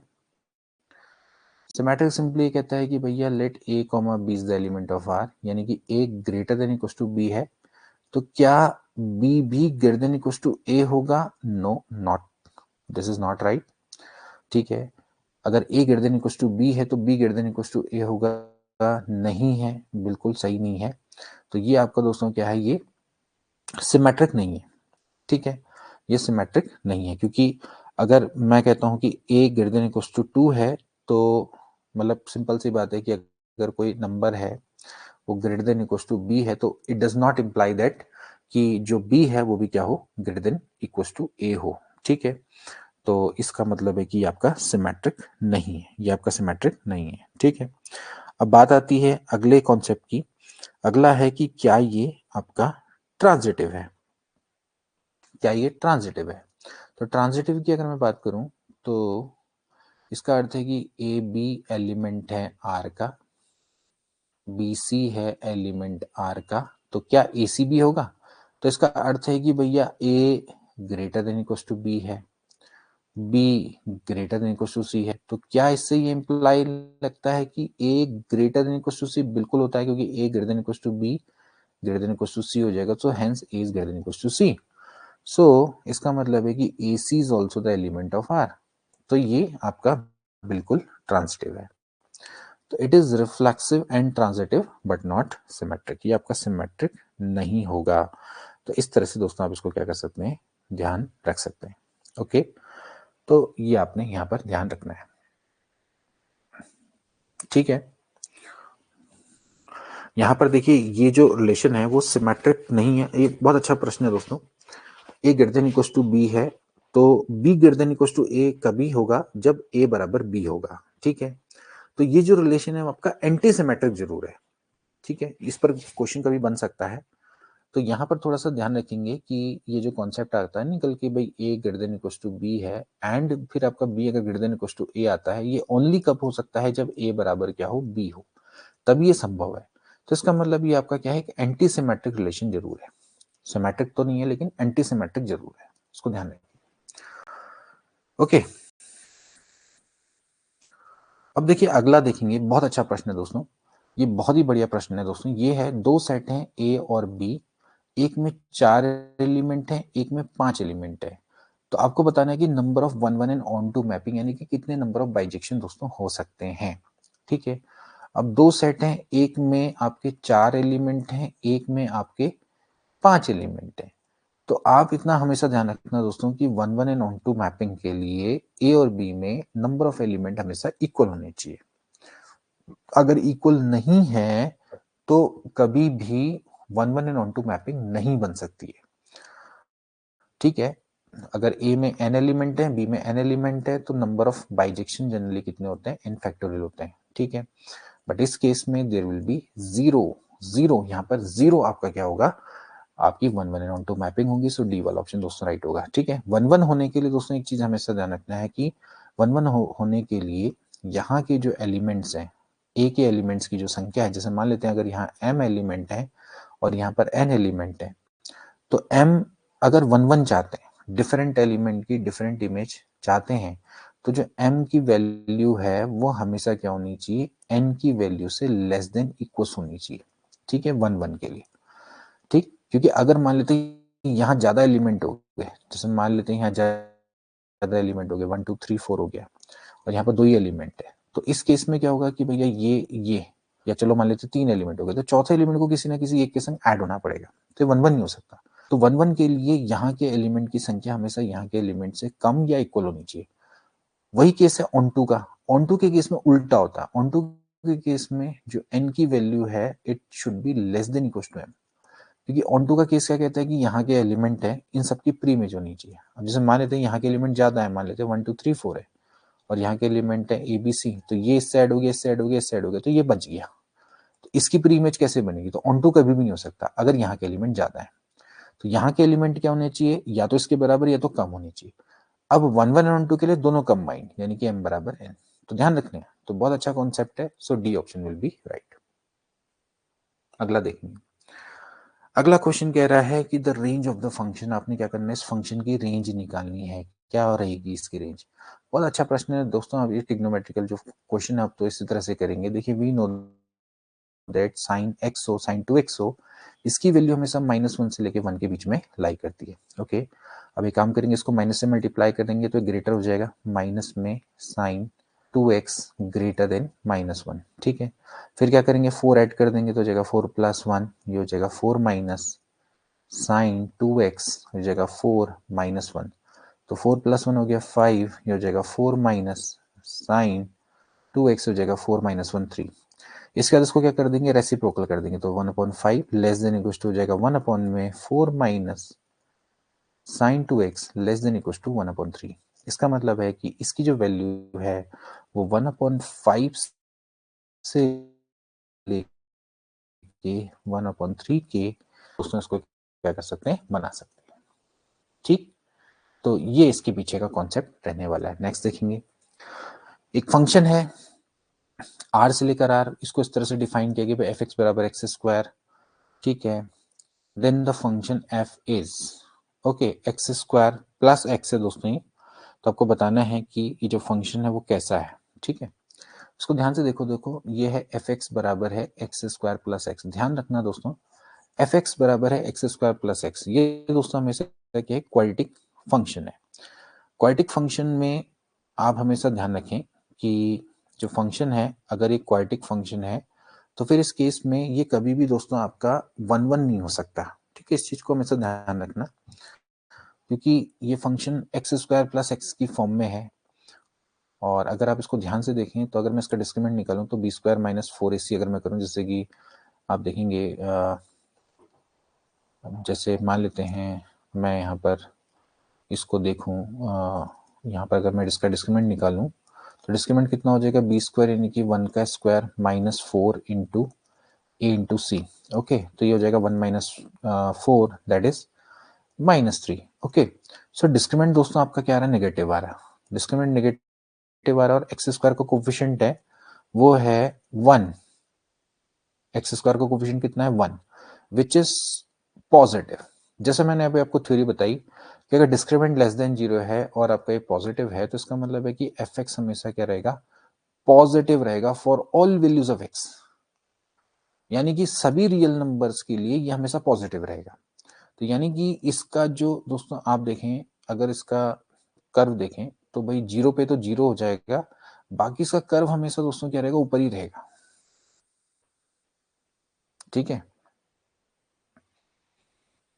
तो इट इज ऑलवेज पॉजिटिव, मतलब it is always greater than equal to 0, साफ साफ आप देख सकते हैं। ठीक है, तो यानी कि आपको ऑन टू चाहिए तो ऑन टू वाला कॉन्सेप्ट तो गया।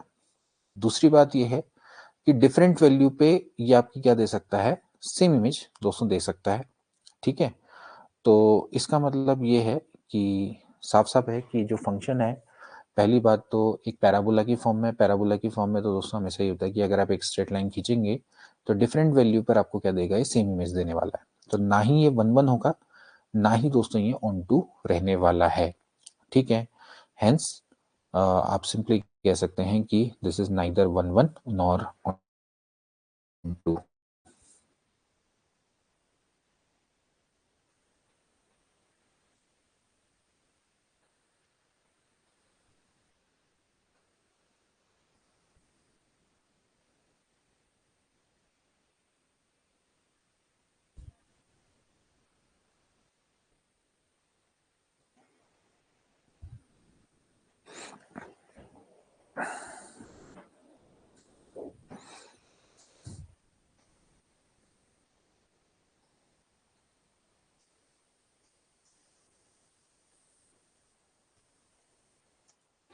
बाकी दोस्तों आप इसको ये भी देख सकते हैं, जैसे कि एफ एक्स है, आप देख सकते हैं कि दोस्तों इसका जो इसको अगर आप बराबर 0 भी रखते हैं तो दोस्तों एक्स इंटू एक्स प्लस 1 है ना, तो आप साफ साफ देख सकते हैं कि 0 से पास होगा, -1 से दोस्तों आपका पास हो गए। तो उस पर अगर आप देखें तो भाई 0 और -1 पे इसकी जो वैल्यू है वो आपकी y पे, मतलब बेसिकली अगर देखा जाए तो यहाँ पर इसकी वैल्यू 0 आ रही है।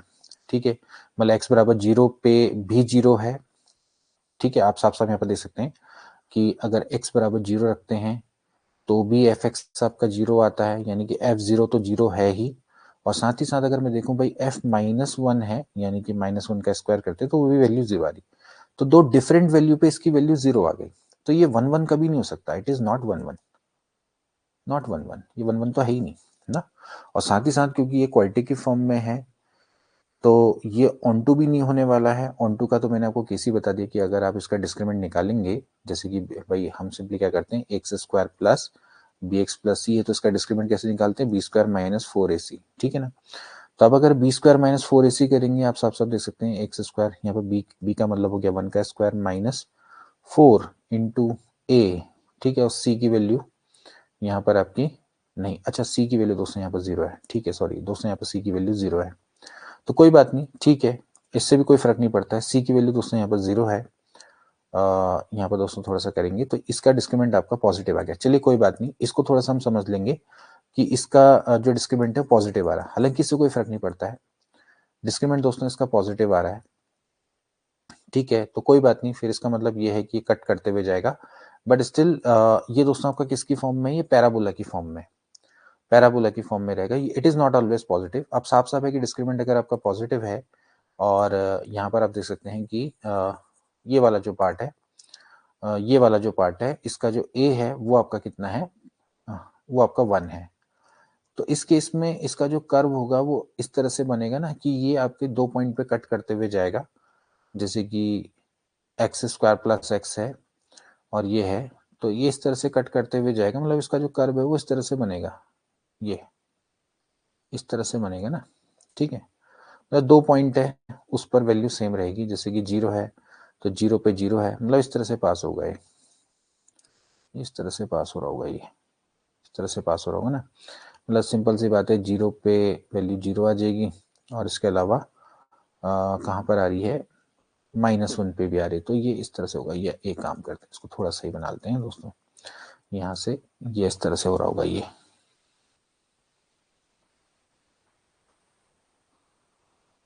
इस तरह से जा रहा होगा, मतलब -1 पे भी 0 है और 0 पे तो 0 ही है, ये तो ऐसे जा रहा होगा, तो कोई बात नहीं, पास होते हुए जाएगा, लेकिन still you can see that कि इट इज अ पैराबोला, ये आपका क्या है, पैराबोला की फॉर्म में है, तो इस तरह से आप इसको यहाँ पर समझ सकते हैं।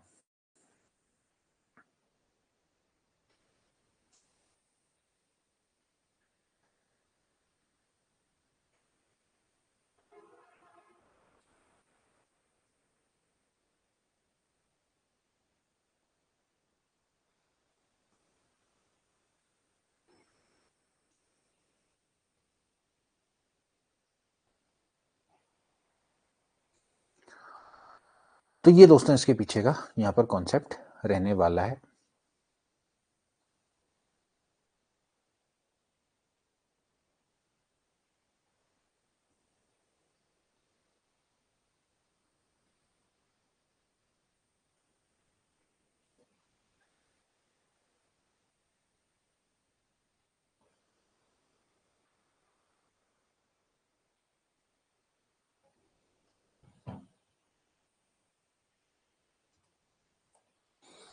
चलिए इसके बाद दोस्तों नेक्स्ट देखेंगे, अगेन आपको क्या करना है, डोमेन निकालना है ऑफ दिस फंक्शन।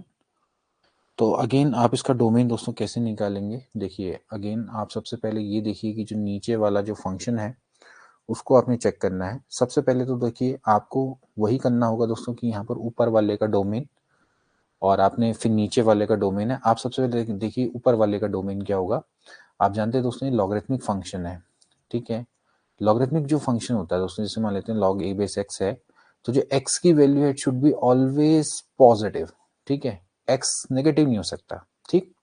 तो यहाँ पर से दोस्तों यहाँ पर देखें जो x प्लस 3 है it should be always greater than 0, इसका मतलब है कि x की वैल्यू क्या होगी, ग्रेटर देन -3 होगी। तो ऊपर वाले का अगर आप देखें तो जो डोमेन है वो कितना है, -3 से लेके इन्फिनिटी तक, ठीक है। अब यहाँ पर नीचे अगर आप देखें तो नीचे पर कुछ वैल्यूज आएंगी, जैसे कि X square plus 3x plus 2 है जो उसके लिए 0 हो जाएगा। तो आप देखेंगे दोस्तों कि यहाँ पर x square plus 2x plus x plus 2 है, तो ये हो गया x प्लस 2 और x प्लस 1, यानी कि दो वैल्यूज हैं, एक है आपकी -1 एंड -2। इन दो वैल्यू पर दोस्तों ये जो नीचे है वो आपका क्या होता है, 0 हो जाता है।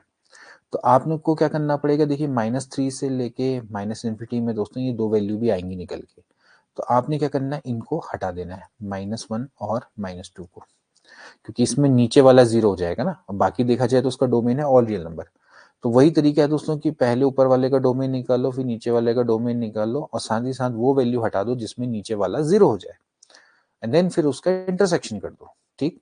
तो बात वही है कि भाई अगर आप नीचे वाले का डोमेन निकालेंगे तो ऑल रियल नंबर और देन उसमें से वो वैल्यू हटा देनी है जिसमें ये 0 हो जाता है। ये हो गया नीचे वाले का डोमेन। ऊपर वाले का डोमेन है -3 से लेके इंफिनिटी। अब आप जब इन दोनों का इंटरसेक्शन करेंगे तो यू विल गेट दिस, आपको ये मिलने वाला है।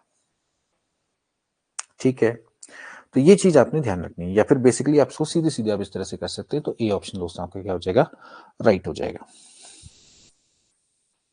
चलिए नेक्स्ट देखेंगे। इसका नेक्स्ट क्वेश्चन देखेंगे दोस्तों। एफ आर से आर है, आपको एफ ओ एफ एक्स निकालना है। Now we know that this is equals to F of F X. What is the value of F X? ये आपका है 3 माइनस एक्स क्यूब की पावर है 1/3। Now you can write this F of Y, so हो जाएगा 3 minus Y cube की power 1/3। ठीक है, बिकॉज आप इसको इस तरह से रख सकते हैं। नाउ अब आप देखेंगे जैसे कि वाई क्यूब का अब मतलब क्या, देखिए जैसे वाई ये है, वाई कितना है, वो है 3 माइनस एक्स क्यूब की पावर 1/3। तो वाई क्यूब कितना हो जाएगा दोस्तों, वो हो जाएगा 3 माइनस एक्स क्यूब, क्योंकि हमने इस पूरे को वाई माना है ना, इस पूरे को हमने वाई माना है। This is nothing but F Y, हमने इस पूरे को वाई माना है।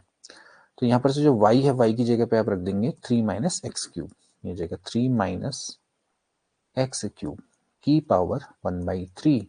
तो माइनस से माइनस कट जाएगा, माइनस माइनस का प्लस हो जाएगा, यहाँ पर जाएगा एक्स क्यूब की power 1/3। So finally this is equal to x. तो इस तरह के प्रश्न भी दोस्तों आपके बहुत आते हैं। तो सी वाला ऑप्शन दोस्तों क्या हो जाएगा, इसका बिल्कुल राइट हो जाएगा। अगला क्वेश्चन देखेंगे। Number of element in a m है, number of element in b n है, then the total number of non empty relation that can be defined from a to b। Now we know that कि अगर मान लेते हैं किसी a set में मान लेते हैं नंबर ऑफ एलिमेंट m है and number of element in b आपके n है, तो हम जानते हैं कि दोस्तों इसमें number of relation from a to b generally कितना होता है। अगर आप एक रिलेशन की दोस्तों मैं बात करूं तो रिलेशन बेसिकली क्या होता है कि जितने इनके कार्टेशियन प्रोडक्ट में एलिमेंट्स होंगे उन सब का सबसेट, उनके जितने सबसेट्स बन सकते हैं। तो उनके कितने सबसेट्स बन सकते हैं, 2 की पावर mn। ओके, 2 की पावर mn। तो basically number of relation from a to b कितना होता है, 2 की power number of element in a into number of element in b होता है। So that is the number of relation from a to b, number of relation from a to b. Okay, अब ये कह रहा है कि non empty relation, इसमें एक एम्प्टी रिलेशन भी होता है, उसको आप क्या कर दीजिए, माइनस कर दीजिए, यानी कि 2 की पावर nm माइनस 1। आप एक जो इसमें एक एम्प्टी रिलेशन होगा उसको क्या कर दीजिए, माइनस कर दीजिए। ठीक है, हमेशा ध्यान रखना है कि जो रिलेशन होता है वो क्या होता है, वो it is always the subset of a cross b, a cross b का सबसेट होता है। ठीक है, अब ए क्रॉस बी में कितने नंबर ऑफ एलिमेंट होते हैं दोस्तों, वो होते हैं mn नंबर ऑफ एलिमेंट। ठीक है, तो आपने सिंपली करना क्या है, उनमें से उसको आपने उसके क्या कर देने हैं, 2 की पावर mn कर देने हैं। इतने नंबर ऑफ एलिमेंट, इतने नंबर ऑफ इसके सबसेट बन सकते हैं, तो इतने नंबर ऑफ रिलेशन होंगे फ्रॉम ए टू बी। उसमें से एम्प्टी आपको रिलेशन है उसको हटा देना है, तो वो क्या बच जाएगा, नॉन एम्प्टी। एक ही होता है एम्प्टी रिलेशन, आप उसको हटा दीजिए। ठीक, तो इस तरह से बन जाएगा। नेक्स्ट देखेंगे। अगला क्वेश्चन देखेंगे। f is related to r to r, g is related to r to r, then आपको इस तरह से डिफाइन किया गया है। ओके, एंड आपने बताना है कि जी ऑफ की वैल्यू क्या होगी। बहुत आसान सा प्रश्न है दोस्तों, आपने कुछ नहीं करना है इसमें, जी ऑफ एफ एक्स निकालना है, यानी कि जी ऑफ एफ एक्स हो गया। ओके, सो ये हो जाएगा g of what is the value of x, that is 2x square minus 5। Okay, यानी कि ये हो गया जी ऑफ, कुछ देर के लिए y मान लेते हैं, तो जगह y अपॉन में वाई स्क्वायर माइनस 1, यहाँ पर आप वैल्यू रख दीजिए। ठीक है, y upon y square minus 1, y ये है आपका, ये क्या है, y है, ये y है, तो जाएगा 2x स्क्वायर माइनस 5 अपॉन में 2x स्क्वायर माइनस 5 का होल स्क्वायर माइनस 1, तो जाएगा 2x स्क्वायर माइनस 5 अपॉन में ये हो जाएगा 4x स्क्वायर प्लस 5 पंजे 25 माइनस में ये हो जाएगा 2 नी 4, 4 पंजे 20, 20x स्क्वायर माइनस 1। ठीक है, तो हो जाएगा 2x स्क्वायर माइनस 5 डिवाइड में ये हो जाएगा 20 से, यानी कि हो गया आपका माइनस में सॉरी ये आपका 4x की पावर 4 होगा दोस्तों, ठीक है। तो देखा जाए तो यही हो गया आपका, और यहाँ से हो जाएगा 4x की पावर 4 माइनस में 20x स्क्वायर प्लस 24। सो इस तरह से देखा जाए तो ये आपका बिल्कुल करेक्ट है, यानी कि c option is right. C option is right. Okay, तो आप इस तरह से इसको निकाल लेंगे। चलिए नेक्स्ट देखते हैं। नेक्स्ट क्वेश्चन देखेंगे दोस्तों, रिलेशन बी है on the set of real number r. Relation को इस तरह से डिफाइन किया गया है। रिलेशन क्या है कि दोस्तों, अगर ए क्या हो, less than equal to b square हो, तो आपको बताना है कि रिलेशन किस तरह का है, ठीक है। तो देखिए कैसे करेंगे। सबसे पहले देखेंगे कि क्या ये रिलेशन रिफ्लेक्सिव है, रिफ्लेक्सिव है, ठीक है। और देखिए किस पर है, on the set of real number है। तो हम देखेंगे कि लेट, अगर मान लेते हैं ए कोई रियल नंबर है, तो क्या A less than equals to A square होता है? क्या हर रियल नंबर अपने स्क्वायर से लेस होता है? तो अगर मैं बात करूं जैसे 1/2 है, तो 1/2 दोस्तों रियल नंबर है, तो क्या 1/2 अपने स्क्वायर से लेस होता है? बिल्कुल नहीं, क्योंकि 1/2 का स्क्वायर 1/4 होता है, तो 1/2 से लेस नहीं, मतलब कि 1/2 उससे लेस नहीं हो सकता, ठीक है। हाँ 2 है, 2 अगर आप बात करें जैसे 2 है, 2 रियल नंबर है, तो 2 less than equal to 2 square तो होता है, बिल्कुल होता है, क्योंकि 2 लेस देन 2 स्क्वायर होता है, बट हर रियल नंबर नहीं होता, एवरी रियल नंबर के लिए 2 होना चाहिए, तो इट इज नॉट रिफ्लेक्सिव, ठीक है। दूसरी बात करेंगे सिमेट्रिक की। सिमेट्रिक की सिमेट्रिक की दोस्तों बात करेंगे। सिमेट्रिक में अगर मैं देखूं, तो अगर मान लेते हैं a कॉमा बी एलिमेंट है बी का, यानी कि रिलेशन इस बार बी से दिखा रखा, यानी कि a less than equal to b square है, तो क्या ये इंप्लाई करता है कि b less than equal to A square हो? क्या ये ट्रू है? देख लेते हैं एक बार। जैसे कि मैं देखता हूँ भाई 1,4 है, वो आपका b का एलिमेंट है, यानी कि 1 is less than equal to 4 का स्क्वायर, ठीक है, बिल्कुल करेक्ट है। तो क्या 4,1 भी एलिमेंट है बी का? नहीं हो सकता, क्योंकि 4 is not less than equals to 1 square. So यहां पर दोस्तों ये थ्योरी गलत हो गई, सो सिमेट्रिक भी नहीं है। तीसरी बात करेंगे दोस्तों आपकी ट्रांजिटिविटी की। ट्रांजिटिविटी की ट्रांजिटिविटी में भी दोस्तों इसी तरह से देखते हैं, जैसे मान लेते हैं 3,2 एलिमेंट है आर का, ठीक है। 3 is less than equal to 2 का स्क्वायर, ऑब्वियसली बात है कि 3 4 से लेस होता है, ठीक है। इसके बाद 2,1/2 देख लेते हैं, it is the element of r. कि 2 अगर देखें तो यहाँ पर से 2 है, सॉरी 3/2 देखते हैं, 1/2 नहीं। 2 is less than equal to 3/2 का स्क्वायर, यानी कि 1.5 का स्क्वायर तो 2.25, तो ठीक है 2 आपका क्या होता है 3/2 के स्क्वायर से लेस होता है, ठीक हो गया।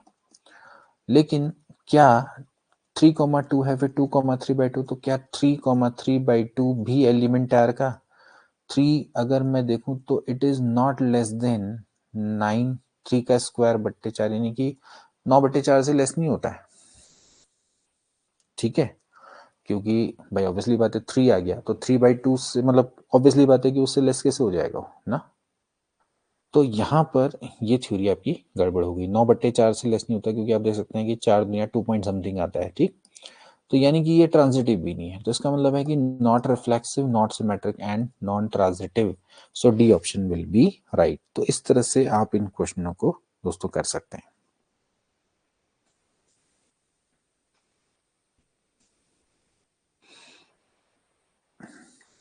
ऐसे देखते हैं। अगेन देखो, which of the following is an odd function. आपको बताना है कि इनमें से कौन सा ऑड फंक्शन रहने वाला है। ऑड फंक्शन दोस्तों क्या होता है, फिर से मैं आपको बता दूं, एक ऑड फंक्शन क्या होता है कि अगर f ऑफ माइनस एक्स बराबर होता है f minus of F x for all values of x, ठीक है, देन हम इसको दोस्तों क्या बोलते हैं, ऑड फंक्शन बोलते हैं, ठीक है। अब देखें ध्यान से, जैसे कि मान लेते हैं ग्रेटेस्ट इंटर फंक्शन की बात हो रही है, तो क्या ये ऑड फंक्शन है? क्या ये ऑड फंक्शन है? यानी कहने का मतलब है कि अगर मैं x की जगह पे माइनस एक्स रखूंगा, तो ये क्या minus of greatest inter function of x के बराबर है? यानी कि अगर एफ एक्स ये है, तो एफ ऑफ माइनस एक्स ये होगा, तो क्या इसके बराबर है? Not true all the time. देखिए अगर मान लेते हैं एक्स इंटीजर है। ठीक है, कहने का मतलब है कि x अगर एक इंटीजर है तब तो ये ट्रू है। जैसे भाई -2 है तो it can be written as minus of greatest integer of 2, बिल्कुल आप लिख सकते हैं। ठीक है, बट इन केस x अगर आपका नॉन इंटीजर्स है, नॉन इंटीजर x एक रियल नंबर है, जैसे कि मैं कहता हूं माइनस में 2.5, तो माइनस में 2.5 आपका कितना आता है, -3 हो जाता है। ठीक है, now which is not equals to -2.5, मतलब कि इसके बराबर नहीं, क्योंकि इसकी जो वैल्यू आएगी वो आएगी, इसकी जो वैल्यू आएगी दोस्तों कितनी आएगी, -2 आएगी। ठीक है, तो यहाँ पर 2.5 का ग्रेटेस्ट इंटीजर फंक्शन तो आता है 2, और बाहर से माइनस लगा देंगे तो उसकी वैल्यू आ जाएगी -2, और इसका जो ग्रेटेस्ट इंटीजर फंक्शन आता है वो आता है -3। तो यानी कि ये फंक्शन आपका ऑड तो नहीं है। कॉस हाइपरबोलिक एक्स की बात करें तो दोस्तों ये आपका एक इवन फंक्शन होता है, तो कॉस हाइपरबोलिक एक्स ही आता है इसकी वैल्यू। ठीक है, यहाँ पर बात करें तो जैसे देखिए ये है आपका एफ एक्स, कितना है, एफ एक्स है x sine hyperbolic x, so F of -x करेंगे तो इट विल बिकम, x की जगह पे -x रख देंगे, साइन हाइपरबोलिक -x, तो साइन हाइपरबोलिक -x होता है, तो फिर यहाँ पर x माइनस माइनस का प्लस हो जाएगा, which is again equals to f x. तो ये इवन फंक्शन है, ये आपका इवन फंक्शन है, ये भी आपका इवन फंक्शन है। ठीक है, अब बात करते हैं इस वाले की। ऑब्वियसली बात है यही होगा फिर ऑड, और क्या बचेगा, तो एफ एक्स बराबर है e की पावर -x प्लस 1 अपॉन में e की पावर -x माइनस 1। यहाँ से f ऑफ -x करेंगे तो यहाँ पर x की जगह पे -x रख देंगे तो प्लस x हो जाएगा, और यहाँ पर भी आपका प्लस x हो जाएगा -1। अब यहाँ से e की पावर x को कॉमन ले लेंगे तो हो जाएगा 1 प्लस e की पावर -x, और नीचे भी कॉमन ले लेंगे e की पावर x को कॉमन, तो बच जाएगा 1 माइनस e की पावर -x। ये कट गया, तो अब इसको प्रॉपर लिख लीजिए, e की पावर -x प्लस 1, और माइनस कॉमन ले लो तो जाएगा e की पावर -x माइनस 1। ठीक है, which is nothing but minus of F x, इसकी माइनस के बराबर है। ठीक है, सो एफ ऑफ -x आपका कितना आ गया, माइनस ऑफ एफ एक्स के बराबर आ गया, hence it is odd function, ये आपका एक ऑड फंक्शन है। ओके दोस्तों, तो इस तरह से दोस्तों आप क्या कर सकते हैं, इन क्वेश्चंस को आसानी से कर सकते हैं।